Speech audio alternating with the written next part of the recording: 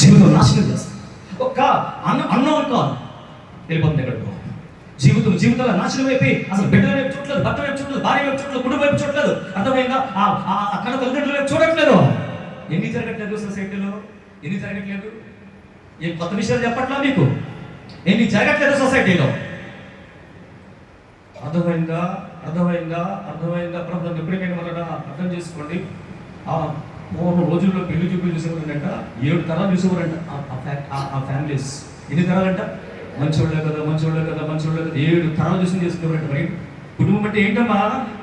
నీ కుటుంబంలో వచ్చే నీ బిడ్డలు వస్తారు.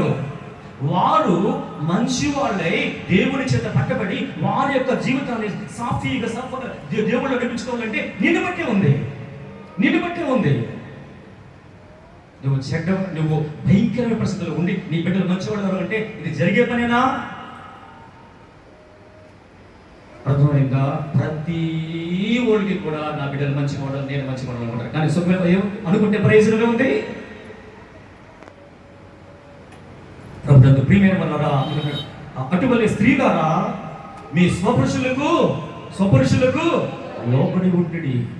స్వపురుషులకు పిల్లరా, మీరేమనుకోకపోతే ఈ మాట మాట్లాడుతున్నాం, ఒక్కరు చూస్తారండి. ఎవరు? మీకు భర్తని సంపాదించే వ్యక్తిని ప్రభుత్వం ఎప్పుడైనా భయంకరంగా చూసేవాళ్ళు ఎవరంటారా? కళ్ళతో చూస్తుంటారు. అసలు గౌరవం లేదు. చాలా ఏమంది అబ్రహాంని? ఏమంది? నా యజమానుడా బయటకు వచ్చే అన్నాడు. అంతే. ఆగో అంట బయటకు వచ్చి దేవుడు చెప్పాడు బయటకు వెళ్ళిపోదామంటే ఆగో, నువ్వు బయటకు వెళ్ళిపోమంటే నువ్వు చెప్పడం ఏంటి? నాకు అర్థమైందా? మా పుట్టింటో కనుక్కొని వస్తాను నేను. అర్థమైందా? లేకపోతే ఇంకేం పిల్లల్ని అడిగి వస్తానుండు, మా తోడగుట్లు ఉన్నారు వాళ్ళని అడిగి వస్తానుండు అనలా. చదువుకోబట్టలని చదువుకొని ఇద్దరు ఎక్కడ నిలబడ్డారు? రోడ్డు మీద నిలబడ్డారు. అర్థమైందా? అలా నెట్టమని అంటలా. అర్థమైందా? ఇద్దరు కలిపి దేవుని చిత్తమును జరగమని చెప్తున్నారు. కాబట్టి పరమ ప్రియమైన వాళ్ళరా, మీ స్వపురుషులకి లోబడి ఉండి. నేను ఎన్ని డిగ్రీలు ఉన్నా నీ కింద? అర్థమైందా? నీ చదువు పక్కన పేరు పక్కన ఎన్ని డిగ్రీలు ఉన్నా భర్తే. ఏమైనా మాట్లాడదు తెలుసా? అసలు ఒక పురుషుడు వచ్చిన తర్వాత ఎవరైనా మాట్లాడుతుంటే మీతో నేను గారు మాట్లాడేది, ఆయన పిలిచి మాట్లాడారు. నేను కాదండి, వేరే పురుషుడితో మాట్లాడాల్సిందా? నా మ్యాటర్ కాదు. ఎవరంటే ఎవరైనా చూడండి మాట్లాడండి ఆయనతో. అసలు వేరొక పురుషుడు మీ ఇంటికి రాకూడదు. వస్తే ఆయనతో కూడా రావాలి, ఆయనతో మాట్లాడాలి, ఇంటికి పైకి వెళ్ళిపోవాలి. ఫ్యామిలీ ఫ్రెండ్స్ చాలా డేంజర్. అర్థమైందా? టూ మచ్ ఫ్యామిలీ ఫ్రెండ్స్ అవసరం లేదు. అర్థం చేసుకో. వరుసలు పెట్టి అక్క బాబాని పిల్లడం అంతకంటే అవసరం. ఇలాంటి 190 కేసులకు వస్తున్నాం నేను. బాబా అంటే అర్థం ఏంటి? వేరే తలంపులు వెంటనే వెళ్ళిపోతారు. అర్థమైందా? సిస్టర్ చెప్పాలి. సొసైటీలో ఎవరు సిస్టరు బ్రదర్, అంతకంటే ముందుకి వెళ్ళకూడదు. అర్థమైందా? అర్థమవుతున్న విషయాలు. కాబట్టి ప్రభుత్వం ఎప్పుడైనా సొంతం అయితే మాట్లాడుకోండి. అదేనా లిమిటే. అర్థమవుతుందా? ప్రభుత్వం ఎప్పుడైనా మన విషయాలు చాలా జాగ్రత్తగా అర్థం చేసుకోవాలి. ఏంటంటే కుటుంబం అంటే చేతులారా అవకాశాలు ఇచ్చేదాన్ని ఏంటంటారు? అనుమానాలకు తావు తీసి నీ జీవితాన్ని నాశనం చేసుకుంటున్నాను.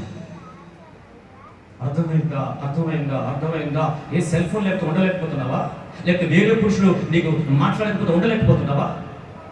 అలాగైతే మ్యారేజ్ ఎందుకు చేసుకున్నావు? ఆ కుటుంబాన్ని ఎందుకు విచ్ఛిన్నం చేయడానికి ఇష్టపడుతున్నావు? ఎంత భయంకరమండి. ఈ రోజు కాకపోతే రేపైనా ఎల్లుండైనా ఆ ఉగ్రత నీ మీదకి వచ్చి నువ్వు తప్పించుకొని నీ బిడ్డల మీద ఆ శాపం మీద మిగిలిపోతాడు. అర్థమైందా? ఒకవేళ ప్రార్థనాపరుడైన భర్తనుకో 2 చేతులు దండం పెట్టు. ఎందుకంటే నీకోసం ఏం చేస్తున్నాడు ఆయన? పగలు రాత్రి అనకుండా ప్రార్థన చేస్తున్నాడు. నా భర్తని, నా భార్యని మార్చండి ప్రభువా. చేతులు పెట్టి తీసేపడలు కూడా. అర్థమైందా? ప్రభుత్వం ప్రియమైన వల్ల మార్చండి ప్రభువా అని ప్రార్థన చేస్తున్నాడు. భార్య. కాబట్టి ఇక్కడ ప్రభుత్వం మీరు మీ స్వపురుషులకు ఏమైనా ఉంటాడో లోబడి ఉంటుంది. అందువలన వారిలో ఎవరైనాను వాక్యమునకు అవిధేయులైతే వారు భయముతో కూడిన మీ పవిత్ర ప్రవర్తన చూసి వాక్యములకుండానే తమ భార్యల నడవడం వల్ల దేవుని సన్నిధికి రాబట్టొచ్చట. అర్థమైందా? అర్థమైందా? ప్రభుత్వం ఎప్పుడేమైనా ఉన్నాడా? అర్థం చేసుకుంటారా? ఈ మాటలు అర్థమైందా? తెలుగు అర్థమైందా?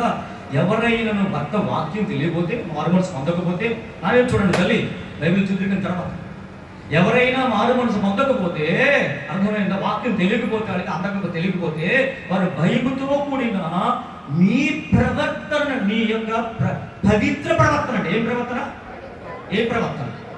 ప్రవర్తన సీరియస్ మ్యాటర్ వినండి. అందుకని వస్త్రధారణ, క్రైస్తవుల వస్త్రధారణ టాప్ టు బాటం ఎలా ఉండాలో తెలుసా?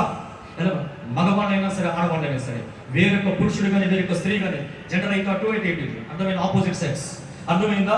నీ యొక్క వారి చూపు నీ మీదకి వచ్చిందంటే నువ్వు కామకులు ఉన్నట్టునే అర్థం.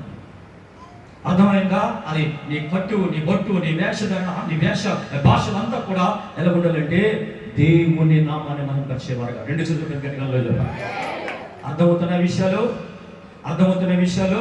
అసలు వేరొక పురుషుడు కాస్త ఎందుకు చూస్తాడు చెప్పండి? వేరొక స్త్రీని కాస్త ఎందుకు చూస్తాడు? అందులో ఏదో కనపడుతుంది.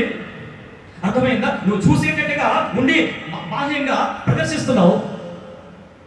ఇప్పుడు చూసిన వెంటనే భక్తిగా అందులో యేసుప్రభు కనిపిస్తే వెంటనే అంటాడు ప్రైజ్ లార్డ్ అంటాడు, సాగిలి పడతాడు. అర్థమవుతుందా? థ్యాంక్ యూ సిస్టర్ అంటాడు. ఎందుకంటే ఇంకొక పవిత్ర భావన కలిగింది. ప్రభువుని గురించి ఇంకొక స్తుతించడానికి అవకాశం వచ్చింది. ఒక పక్కన చూసి ఒక అమ్మాయిని చూశాను, అబ్బాయిని చూసి కాగా ప్రభుత్వం ఎప్పుడైపోయిన వాళ్ళు కాగా వయసు పెరిగిపోయినా ఇంకా భయంకరమైన విషయాలు పోవట్లేదు కొంతమందికి. అవే మాటలు, అవే తలంపులు, అవే ఆచరణలు, అవే నడక. ఏంటనుకుంటున్నావు? కుటుంబం అంటే ఏంటనుకుంటున్నావు? నువ్వు ఎలా నడిచేవో అదే దారిలో నీ బిడ్డ వస్తున్నారనే కల, అదే దారిలో నీ కోడలు వస్తుందనే కల, అదే దారిలో నీ కుమారుడు వస్తున్నారనే కల, అదే దారిలో నీ మనవలు వస్తున్నారనే కల. వాళ్ళు చెప్పగలరు నిలబడి, మా తాత మామ చేసిన ప్రార్థన బట్టి మేము ఇక్కడ నిలబడగలిగాం. చేతులు పైకి చెప్పగలిగాం. మా అమ్మ నాన్న చేసిన ప్రార్థన బట్టి ఇక్కడ మోకరించగలిగి దేవుళ్ళ భయభక్తితో ఉన్నామండి, మేము తప్పిపోలేదు. చెప్పగలరు నన్ను బట్టి ప్రభుత్వం ప్రేమైన వల్లరా అలా చెప్పగలిగిపోతే ఈ భక్తి వేస్ట్ అండి. ఏదో ప్రార్థన అసలు తీసే బయటపడే. ఎందుక ప్రార్థన?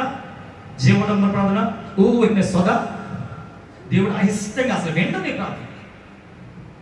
అర్థమవుతుందా? ఏంటంటే వారి అవిధేయులు ఏంటంటే వారు భయముతో కూడిన ఏం కూడినా అందరూ చదవండి. స్త్రీ చదవండి తల్లి, బైబిల్ చదవండి తల్లి, నీకు బంగారాలు మంచివాడు,